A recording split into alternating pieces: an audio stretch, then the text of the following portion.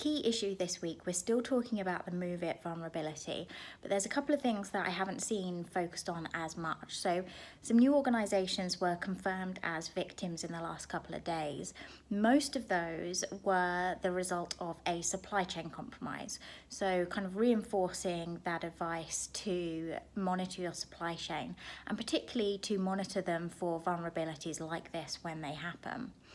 The other thing that has come out is that the Clop ransomware group, who are responsible for this data theft campaign, are likely to have had the exploit since 2021. So that's really interesting because it's giving us some insight into their reconnaissance and weaponization chain, and it's giving us an idea of how much preparation and planning they put into their attacks. In hacktivist coverage, there's quite a lot going on too. So the pro-Ukrainian group Cyber Anarchy Squad were able to compromise banking operations in Russia over the weekend, so putting some operations out for around 36 hours.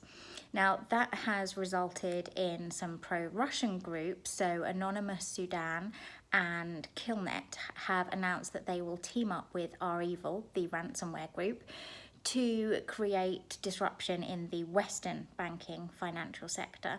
So previous hacktivist activity against banking in the West has been pretty limited. They haven't been able to cause that much disruption. But it's interesting that they are announcing that they will team up with a ransomware group. We talked a couple of weeks ago about how hacktivist groups were trying to monetize and take tips from criminal groups. So kind of interesting to see how they are now teaming up, and we'll have to watch this space for what comes next and what attacks they might start over the next week or so. So more issues as always in our newsletter, more details on these issues that I've just covered in our newsletter, and you can get that on the Orpheus website.